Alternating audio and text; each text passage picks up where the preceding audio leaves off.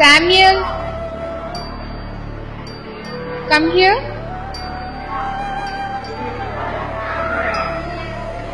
మీ father 4 months నుంచి fee pay చేయడం లేదు. ప్రిన్సిపల్ సార్తో నేను మాట్లాడాను, ఏం పర్వాలేదు, నువ్వు కూడా వెళ్ళి ఒకసారి కనిపించాను.